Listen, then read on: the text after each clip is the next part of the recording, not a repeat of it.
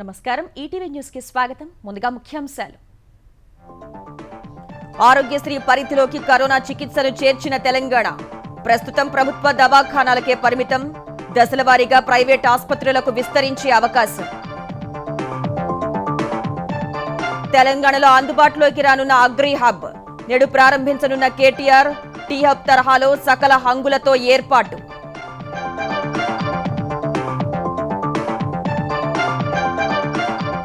ఆంధ్రప్రదేశ్ నెత్తిన మోయలేనంత రుణ భారం. 5 లక్షల కోట్లు దాటుతోందంటూ నిపుణుల అంచనా. రాబడిలో సగం అప్పులకే చెల్లించాల్సి వస్తుందని ఆందోళన. ఏపీలో ఇసుక తవ్వకాల్లో అవకతవకలపై ఎన్జీటీ విచారణ. వాస్తవాలు తేల్చేందుకు సంయుక్త కమిటీ ఏర్పాటు. అక్టోబర్ 5లోగా నివేదిక ఇవ్వాలని ఆదేశం. కాబూల్లో ఉగ్ర కుట్రను భగ్నం చేసిన అమెరికా. ఆత్మాహుతి దళంపై వైమానిక దాడి. 3 చిన్నారులు సైతం చనిపోయారన్న అధికారులు.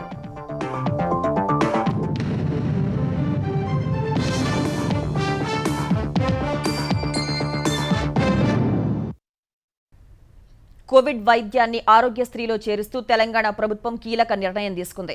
ఆయుష్మాన్ భారత్ పథకంలో కరోనాకు చికిత్సను కేంద్ర ప్రభుత్వం అందుబాటులోకి తీసుకురాగా రాష్ట్రంలో ఆయుష్మాన్ భారత్ అమలవుతున్న కారణంగా తెలంగాణలోనూ ఇది సాధ్యమైందని వైద్య వర్గాలు తెలిపాయి. ఆరోగ్యశ్రీ ప్లస్ ఆయుష్మాన్ భారత్ పేరిట పథకం అమలవుతుందన్న వైద్య వర్గాలు దశలవారీగా ప్రైవేట్ ఆసుపత్రులకు విస్తరించే అవకాశం ఉందని తెలిపాయి. కోవిడ్ వైద్యాన్ని ఆరోగ్యశ్రీలో చేరుస్తూ తెలంగాణ సర్కార్ నిర్ణయం తీసుకుంది.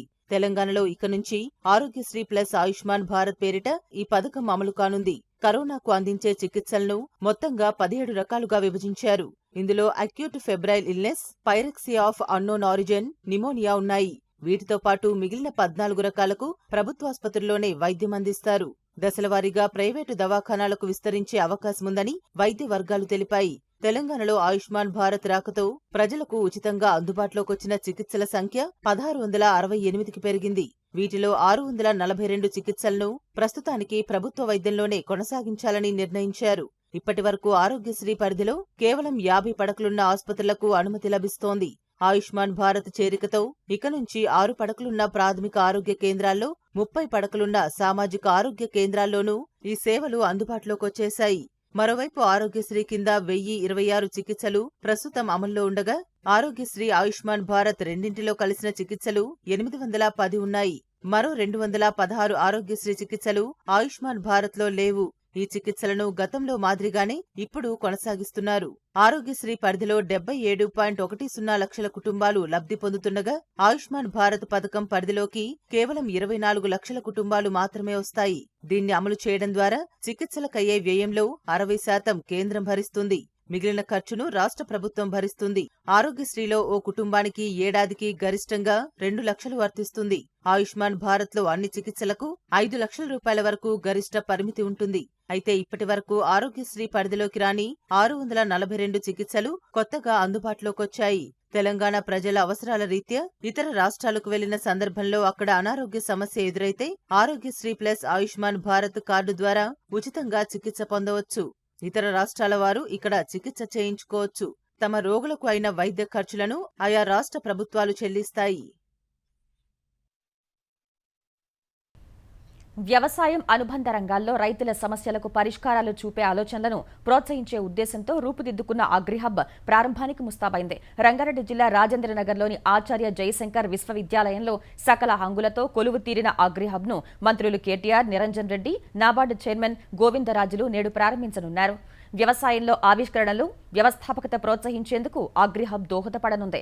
ఇప్పటి వరకు ఇలాంటి కేంద్రాలు తమిళనాడు వ్యవసాయ వర్సిటీ పరిధిలోని కోయంబత్తూర్, మధురై, హర్యానా వ్యవసాయ విశ్వవిద్యాలయ పరిధిలోని హిస్సార్లో మాత్రమే ఏర్పాటయ్యాయి. ఇప్పుడు తెలంగాణలోనూ అందుబాటులోకి రానుంది. తెలంగాణలో ప్రైవేటు పాఠశాలల్లో ఆన్లైన్ తరగతుల నిర్వహణపై సందిగ్ధత కొనసాగుతోంది. ప్రైవేటు పాఠశాలల్లోనూ ఆన్లైన్ తరగతులు ఉండవని, కేవలం ప్రత్యక్ష బోధనే ఉండాలని తెలంగాణ ప్రభుత్వం అంతర్గతంగా నిర్ణయించింది. కానీ అదే విషయాన్ని స్పష్టం చేస్తూ ఇప్పటి వరకు ఉత్తర్వులు ఇవ్వకపోగా, ఇటీవల ఇచ్చిన జీవోలో పాఠశాల విద్యాశాఖ ఇచ్చిన మార్గదర్శకాల్లోనూ ఈ విషయాన్ని స్పష్టం చేయలేదు. అయితే అధికారులు మాత్రం 1వ తేదీ నుంచి ప్రత్యక్ష బోధన ప్రారంభం అంటే ఆన్లైన్ ఉండదు అనే అర్థమని చెప్తున్నారు. ఇప్పటికే తెలంగాణ ఇంటర్ విద్యాశాఖ టీశాట్ అధికారులకు టీవీ పాఠాలను ఆపాలని కోరగా ఇంకా పాఠశాల విద్యాశాఖ నుంచి అధికారికంగా సమాచారం పంపలేదని టీశాట్ వర్గాలు చెబుతున్నాయి. ఈ నేపథ్యంలో ప్రైవేటు పాఠశాలలు ఆన్లైన్ కూడా కొనసాగిస్తే ఏం చర్యలు తీసుకుంటారు అనే విషయంలో అధికారుల నుంచి స్పష్టత కరువైంది. మరోవైపు ప్రభుత్వ పాఠశాలల్ని కోవిడ్ నిబంధనలకు అనుగుణంగా నడిపేందుకు డీఈఓలతో మంత్రి సబితా ఇంద్రారెడ్డి నేడు సమావేశం కానున్నారు. ఈ భేటీలో మార్గదర్శకాల్లో మార్పులు చేర్పులు ఉండొచ్చని భావిస్తున్నారు. ఆంధ్రప్రదేశ్ ప్రభుత్వ అప్పుల భారంపై ఆర్థిక నిపుణులు ఆందోళన వ్యక్తం చేస్తున్నారు. కార్పొరేషన్ల ద్వారా తీసుకున్న రుణాలను కలిపితే మొత్తం అప్పు 5 లక్షల కోట్లకు చేరిందని లెక్కేస్తున్నారు. నిధుల వినియోగంతో సొంత వ్యాపారం లేని కార్పొరేషన్ల రుణ భారాన్ని ప్రభుత్వమే భరించాల్సి వస్తోందని చెబుతున్నారు. అప్పులు పరిమితికి మించి పెరిగితే రాబడిలో సగం అప్పులకే చెల్లించే రోజులు వస్తాయని ఆందోళన వ్యక్తం చేస్తున్నారు. ఆంధ్రప్రదేశ్లో అప్పులు 5 లక్షల కోట్ల రూపాయల్ని దాటిపోతున్నాయని ఆర్థిక నిపుణులు విశ్లేషిస్తున్నారు. వివిధ కార్పొరేషన్లకు ప్రభుత్వం గ్యారంటీ ఇచ్చి తెచ్చిన రుణాల మొత్తం కలిపి లెక్కిస్తే అప్పు 5 లక్షల కోట్లు దాటేస్తోందని ఆందోళన వ్యక్తం చేస్తున్నారు. ప్రభుత్వం బడ్జెట్ లెక్కల్లో చూపించిన ప్రకారం 2020-21 ఆర్థిక సంవత్సరానికి రాష్ట్ర అప్పు 3,55,974.30 కోట్లకు చేరింది. అంతకుముందు అంచనాల్లో 3,48,000 కోట్లుగా ఉండేది. లెక్కలు సవరించే నాటికి మరో 8 నుంచి 10,000 కోట్లు పెరిగే అవకాశముందని ఆర్థిక శాఖ వర్గాలు విశ్లేషిస్తున్నాయి. దీనికి తోడు పీడీ ఖాతాల ద్వారా ఇప్పటికీ చెల్లించని భారం కలిపితే ఇప్పటికే 4 లక్షల కోట్ల అప్పు ఉన్నట్లు లెక్క కడుతున్నారు. కార్పొరేషన్ల ద్వారా తీసుకున్న రుణాలు మినహాయిస్తే మిగిలిన అప్పులన్నీ ఈ ఆర్థిక సంవత్సరం చివరికి 3,87,000 కోట్లకు చేరుకుంటాయని ప్రభుత్వ అంచనాలే స్పష్టం చేస్తున్నాయి. సవరించిన అంచనాల ప్రకారం 4 లక్షల కోట్లకు చేరుకున్నా ఆశ్చర్యపోనక్కర్లేదని నిపుణులు అంటున్నారు. వివిధ కార్పొరేషన్ల ద్వారా ఇంతవరకు 1,35,600 కోట్ల రుణం తీసుకున్నట్టు లెక్క కడుతున్నారు. 4 లక్షల కోట్ల వరకు ఉన్న ప్రభుత్వ అప్పునకు కార్పొరేషన్ల ద్వారా తీసుకొచ్చిన 1,35,600 కోట్లు కలిపితే ప్రభుత్వ అప్పు 5,35,000 కోట్ల మొత్తానికి చేరుకుంటున్నట్లే భావించాల్సి వస్తుందని చెబుతున్నారు. కార్పొరేషన్ల రుణాల అసలు వడ్డీ చెల్లింపునకు ప్రభుత్వమే తన బడ్జెట్ నుంచి గ్రాంట్ ఇన్ ఎయిడ్ రూపంలో నిధులిస్తోందని ఆర్థిక విశ్లేషకులు వివరిస్తున్నారు. ఆ కార్పొరేషన్లు ఏవీ సొంత వ్యాపారాలతో నిధులు సృష్టించుకోవని, అందువల్లే వాటి రుణాల భారం ప్రభుత్వమే భరించాల్సి వస్తోందని చెబుతున్నారు. ఇలా పరిమితికి మించి అప్పులు పెరిగితే రాబడిలో సగానికి పైగా మొత్తం అప్పులు చెల్లించేందుకు వినియోగించే రోజులు వస్తాయని ఆందోళన వ్యక్తం చేస్తున్నారు. ఆంధ్రప్రదేశ్ వ్యాప్తంగా త్వరలోనే యాత్ర చేపట్టబోతున్నట్లు భాజపా ఆంధ్రప్రదేశ్ అధ్యక్షుడు సోము వీర్రాజు స్పష్టం చేశారు. ఏపీ అభివృద్ధిలో భాజపా ప్రధాన పాత్ర పోషిస్తోందన్న ఆయన జగన్ ప్రభుత్వం సంక్షేమాల పేరిట అప్పుల్లో కూరుకుపోయిందని విమర్శించారు. అభివృద్ధి కోసమని అప్పులు చేస్తూ ప్రభుత్వం అవినీతికి పాల్పడుతోందని మండిపడ్డారు. సంక్షేమం, అభివృద్ధి అనేది ప్రధాని నరేంద్ర మోదీతోనే సాధ్యమవుతోందని సోము వీర్రాజు పేర్కొన్నారు. ఆంధ్రప్రదేశ్ ప్రజానికానికి సంక్షేమాన్ని వివిధ రూపాల్లో ఇస్తున్న ఏకైక పార్టీ నరేంద్ర మోడీ మాత్రమే. ఆంధ్రప్రదేశ్లో జరుగుతున్నది సంక్షేమం పేరుతో అప్పులు తెస్తూ అవినీతి చేస్తున్న సందర్భంలో భారతీయ జనతా పార్టీ వ్యవస్థని సమూలంగా మార్పు చేసుకుంటూ అన్ని మోర్చాలను కూడా బలోపేతం చేస్తూ బూత్ కమిటీ వరకు అభివృద్ధిని పరుస్తూ యాత్రని మేము కూడా త్వరలో ప్రారంభిస్తామని మీ ద్వారా నేను తెలియజేస్తున్నాను.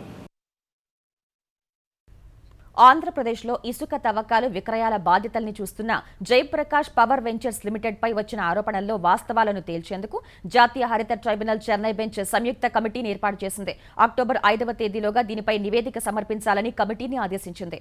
ఇసుక తవ్వకాల్లో నిబంధనల ఉల్లంఘన జరుగుతోందంటూ గుంటూరు జిల్లా ధరణికోటకు చెందిన దండా నాగేంద్ర కుమార్ జాతీయ హరిత ట్రైబ్యునల్ చెన్నై బెంచ్ను ఆశ్రయించారు.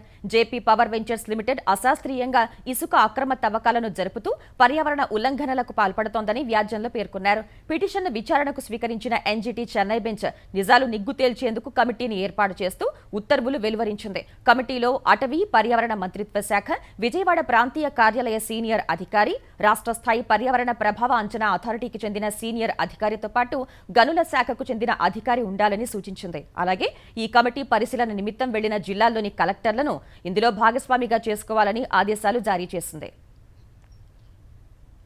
ఆంధ్రప్రదేశ్ రాజధాని విశాఖపట్నం అంటూ గత నెల 26న లోక్సభలో ఓ ప్రశ్నకు సమాధానం ఇచ్చిన కేంద్రం ఈ అంశంపై తాజాగా వివరణ ఇచ్చింది.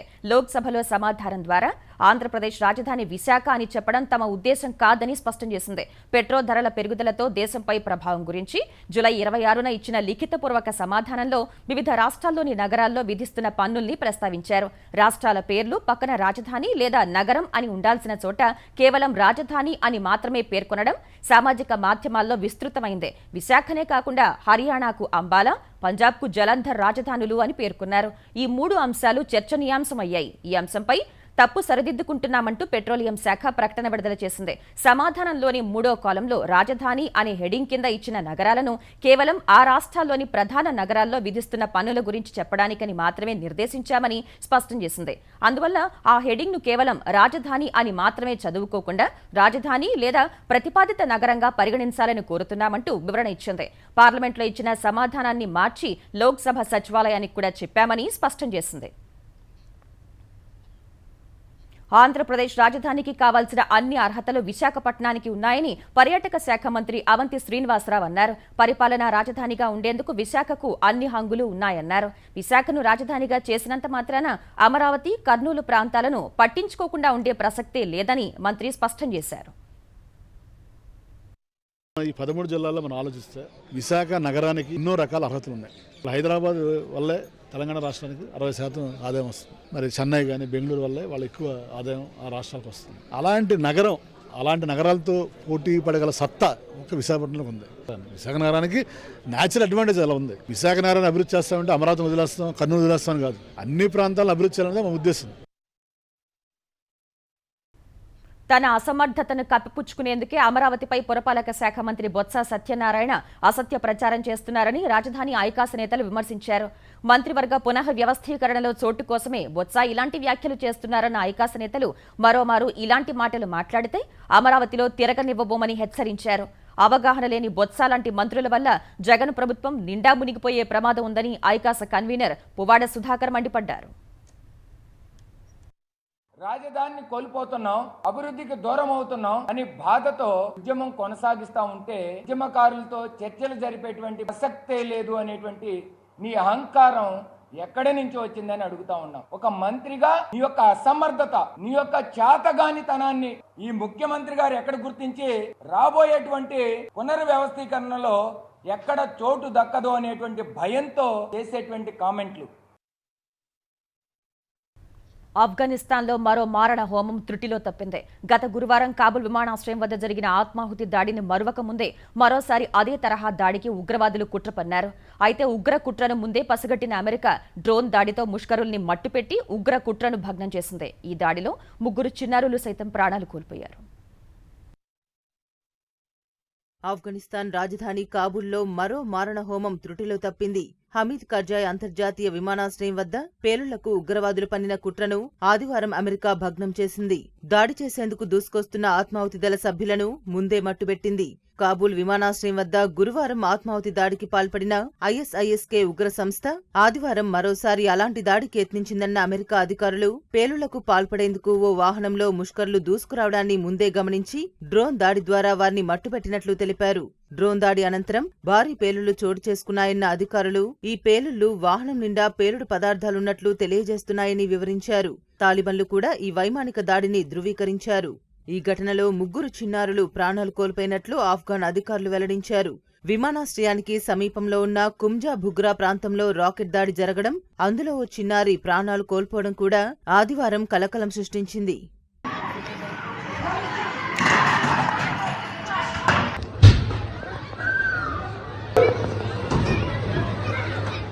మరోవైపు దేశంలో ఎవరికీ ఎలాంటి హాని తలపెట్టబోమంటూ ఇచ్చిన హామీని తుంగలో తొక్కుతూ ప్రముఖ జానపద గాయకుణ్ణి తాలిబన్లు కాల్చి చంపారు. బగ్లాన్ ప్రావిన్స్లోని అందారాబు లోయలో ఫవాద్ అందారాబి అనే గాయకుణ్ణి కాల్చి చంపారు. అయితే ఫవాద్ హత్య గురించి తమకు తెలియదన్న తాలిబన్లు ఈ ఘటనపై దర్యాప్తు జరుపుతామని తెలిపారు. ఫవాద్ హత్యను ఐక్యరాజ్యసమితి, ఆమ్నెస్టీ ఇంటర్నేషనల్ సైతం ఖండించాయి. ఇదే సమయంలో మహిళల హక్కుల పరిరక్షణ విషయంలో మాట తప్పుతూ తాలిబన్లు కాందహార్లో టీవీలు, రేడియోల్లో సంగీతంతో పాటు మహిళల స్వరంపై నిషేధం విధించారు. పంజషేర్లో ఇంటర్నెట్ సేవలను నిలిపివేశారు.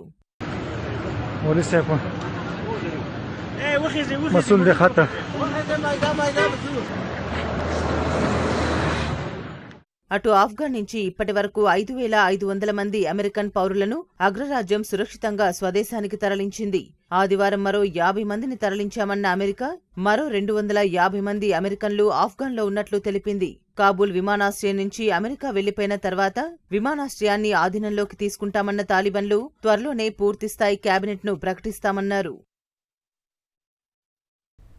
హుజూరాబాద్ ప్రజలు ఇచ్చే తీర్పు కోసం యావత్ తెలంగాణ ఆసక్తిగా ఎదురు చూస్తోందని మాజీ మంత్రి భారతీయ జనతా పార్టీ నేత ఈటెల రాజేందర్ అన్నారు. కరీంనగర్ జిల్లా జమ్మికుంట మండలం రాచపల్లిలో వివిధ పార్టీల నుంచి పలువురు ఈటెల సమక్షంలో భాజపాలో చేరారు. ప్రభుత్వం పథకాల రూపంలో ఇచ్చే ప్రతి పైసా ప్రజలు చెల్లించే పనుల నుంచే ఖర్చు చేస్తారని ఈటెల రాజేందర్ అన్నారు. ఉమ్మడి ఆంధ్రప్రదేశ్లో స్వయం పాలన కోసం కొట్లాడితే ఇప్పుడు తెలంగాణలో ఆత్మగౌరవం కోసం కొట్లాడుతున్నామన్నారు. తెలంగాణ సర్కార్ ఎన్ని కుట్రలు చేసినా హుజూరాబాద్ ప్రజల ప్రేమ ఏనాటికి తగ్గదని రాజేందర్ ధీమా వ్యక్తం చేశారు. అవినీతికి పాల్పడితే సొంత కొడుకునైనా వదిలిపెట్టనన్న తెలంగాణ సీఎం కేసీఆర్ మంత్రి మల్లారెడ్డి విషయంలో చర్యలు ఎందుకు తీసుకోవటం లేదని ఏఐసీసీ అధికార ప్రతినిధి దాసో శ్రవణ్ ప్రశ్నించారు. ఆధారాలతో సహా మల్లారెడ్డి భాగోతంపై పోరాటం చేస్తామన్న శ్రవణ్ గుండ్లపోచంపల్లిలో 650 సర్వే నెంబర్లో 16 ఎకరాల భూమి శ్రీనివాసరెడ్డి పేరున ఎలా ఎక్కిందని ప్రశ్నించారు. ఆ భూమి మల్లారెడ్డి కొడుకు మహేందర్ రెడ్డి పేరుపై రిజిస్ట్రేషన్ అయిందని ఆరోపించారు. ప్రకాశం జిల్లాలో జరిగిన ఘోర రోడ్డు ప్రమాదంలో 5గురు ప్రాణాలు కోల్పోయారు. తుర్లపాడు మండలం రోలుగుంపాడు వద్ద రోడ్డుపై చనిపోయిన గేదెను గమనించని ఓ ఆటో డ్రైవర్ దానిపైకి ఆటో ఎక్కించాడు. దీంతో ఆటో అదుపు తప్పి పక్క నుంచి వెళ్తున్న టిప్పర్ను బలంగా ఢీకొట్టింది. ప్రమాద సమయంలో ఆటోలో 14 మంది ఉండగా 5గురు అక్కడికక్కడే చనిపోయారు. మరికొందరికి తీవ్ర గాయాలయ్యాయి. క్షతగాత్రుల్ని మార్కాపురం ప్రభుత్వ ఆసుపత్రికి తరలించారు. బెస్తవారిపేట మండలం కొత్తపల్లిలో ఓ శుభకార్యానికి వెళ్లి వస్తుండగా ఈ ఘటన జరిగినట్లు చెబుతున్నారు. తెలుగుదేశం పార్టీ నేత మాజీ ఎమ్మెల్యే చింతమనేని ప్రభాకర్ను విశాఖ జిల్లా కొయ్యూరు మండలం డౌనూరు సమీపంలోని చెక్పోస్ట్ వద్ద పోలీసులు ఆదివారం అదుపులోకి తీసుకున్నారు. పెట్రోల్ ధరల పెంపును నిరసిస్తూ శనివారం దెందులూరులో ఆందోళన నిర్వహించిన చింతమనేని తన స్నేహితులతో కలిసి గూడెం కొత్తవీధి మండలంలోని దారాలమ్మ ఆలయానికి వెళ్లి తిరిగి వస్తుండగా అదుపులోకి తీసుకున్నారు. ఆయనతో పాటు మరో 6గురిని అరెస్టు చేశారు. చింతమనేని అరెస్ట్ను ఖండించిన తెలుగుదేశం ఏపీ అధ్యక్షుడు అచ్చెన్నాయుడు రాష్ట్రంలో ఆటవిక పాలన సాగుతోందని ఆరోపించారు. విశాఖ వెళ్లిన చింతమనేనిని అక్కడికెళ్లి మరీ అరెస్టు చేయాల్సిన అవసరం ఏమిటని ప్రశ్నించారు. చింతమనేని వెంటనే విడుదల చేయాలని డిమాండ్ చేశారు. చింతమనేనిని అదుపులోకి తీసుకున్న మాట వాస్తవమేనన్న విశాఖ జిల్లా ఎస్పీ ముందస్తు సమాచారం లేకుండా పర్యటన చేపట్టడంపై విచారిస్తున్నామన్నారు. పొంతనలేని సమాధానాలు చెప్తూ పోలీసుల్ని తప్పుదారి పట్టించే ప్రయత్నం చేస్తున్నందుకే అదుపులోకి తీసుకున్నట్టు వెల్లడించారు. సుప్రీంకోర్టులో బుధవారం నుంచి ప్రారంభమయ్యే పరిమిత ప్రత్యక్ష విచారణలపై ప్రామాణిక కార్యనిర్వహణ విధి విధానాలు జారీ అయ్యాయి. ప్రధాన న్యాయమూర్తి జస్టిస్ ఎన్వీ రమణ సూచనల మేరకు సుప్రీంకోర్టు సెక్రటరీ జనరల్ వీటిని విడుదల చేశారు. సోమ శుక్రవారాల్లో కేవలం వర్చువల్ విధానంలోనే విచారణలు జరుగుతాయని సుప్రీంకోర్టు పేర్కొంది. మంగళ బుధ గురువారాల్లో మాత్రం వర్చువల్ విధానంతో పాటు ప్రత్యక్ష పద్ధతిలోనూ విచారణ జరుగుతాయని తెలిపింది. ఏ విధానంలో విచారణకు హాజరు కావాలి అన్నదాన్ని పార్టీలు ఎంచుకోవచ్చని ధర్మాసనం స్పష్టం చేసింది. ఒకసారి ఎంచుకున్న తర్వాత మార్పులకు వీలుండదన్న న్యాయస్థానం కేసు లిస్ట్ అయిన 24 గంటల్లోగా ఏ విధానంలో వాదనలు వినిపిస్తాము అన్నది న్యాయవాదులు సుప్రీంకోర్టు పోర్టల్లో నమోదు చేయాలని సూచించింది. మరోవైపు విచారణలకు హాజరయ్యే కక్షిదారుల సంఖ్య 20 మందికి మించితే కరోనా నిబంధనల దృష్ట్యా అలాంటి కేసును వర్చువల్ విధానంలోకి మార్చే అవకాశాలు కనిపిస్తున్నాయి. ఈక్వలైజేషన్ లెవీ చెల్లింపు నివేదిక దాఖలు సహా వివిధ పన్ను చెల్లింపులకు పన్ను విభాగం గడువు పెంచింది. 2020-21 ఆర్థిక సంవత్సరానికి సంబంధించిన ఈక్వలైజేషన్ లెవీ స్టేట్మెంట్ దాఖలుకు డిసెంబర్ 31 వరకు గడువు పెంచింది. జూన్-సెప్టెంబర్ త్రైమాసిక చెల్లింపులకు సంబంధించిన నివేదికను వరుసగా నవంబర్ 30, డిసెంబర్ 31 లోపు సమర్పించాలని పేర్కొంది. వివాద్ సే విశ్వాస్ చెల్లింపుల గడువును సెప్టెంబర్ 30 వరకు సీబీడీటీ పొడిగించింది. పింఛన్ నిధులు, సార్వభౌమ సంపద నిధులు, దేశీయంగా పెట్టే పెట్టుబడుల వివరాలు తెలిపే ఎలక్ట్రానిక్ ఫైల్ గడువును కూడా పెంచింది. జూన్-సెప్టెంబర్ త్రైమాసికాలకు సంబంధించిన వివరాలను నవంబర్ 30, డిసెంబర్ 31 లోపు ఈ ఫైలింగ్ చేయాలని పేర్కొంది. అదేవిధంగా జూన్-సెప్టెంబర్ త్రైమాసికాలకు సంబంధించిన ఫామ్ 15G, ఫామ్ 15Hలను కూడా వరుసగా నవంబర్ 30, డిసెంబర్ 31 లోపు సమర్పించాలి. కొత్తగా తీసుకువచ్చిన ఆదాయపు పన్ను పోర్టల్లో నెలకొన్న సాంకేతిక ఇబ్బందుల వల్ల గడువు తేదీలను పెంచుతున్నట్లు ఆదాయ పన్ను విభాగం తెలిపింది. ఈటీవీ న్యూస్ సమాప్తం. నమస్కారం.